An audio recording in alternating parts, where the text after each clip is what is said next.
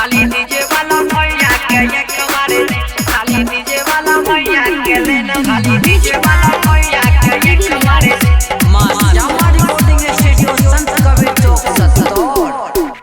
झूठ बोल के हमरा छोहे न मारे छी झूठ बोल के हमरा छोहे न मारे छे खाली डीजे वाला भैया के एक मारे छी खाली डीजे वाला भैया के लेना मारे छी बड़की डीजे वाला भैया के एक मारे छी झूठ बोल के हमरा छोहे न मारे छी झूठ बोल के हमरा छोहे न मारे छे खाली डीजे वाला भैया के एक मारे छी छोड़ी डीजे वाला भैया के लेना मारे छी खाली डीजे वाला भैया के एक मारे छी खाली डीजे वाला भैया के लेना मारे छी खाली डीजे वाला भैया के एक मारे छी खाली डीजे वाला भैया के लेना मारे छी खाली डीजे वाला भैया के एक मारे छी खाली डीजे वाला भैया के लेना मारे तोड़ा से जे मांगे रहो मोबाइल नंबर गे तोड़ा से जे मांगे रहो मोबाइल नंबर गे हमरा बुझाई रहो पूरे गड़बड़ गे हमरा बुझाई रहो पूरे गड़बड़ तोड़ा से जे मांगे रहो मोबाइल नंबर गे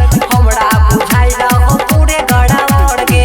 देखो के हमरा जना जना मारे छी देख देख के हमरा जना जना मारे छे गे खाली डीजे वाला भैया के एक मारे छे छोड़ी डीजे वाला भैया के लेना मारे छे खाली डीजे वाला भैया के एक मारे छे खाली डीजे वाला भैया के लेना मारे छी खाली डीजे वाला भैया के एक मारे छे खाली डीजे वाला भैया के लेना मारे छी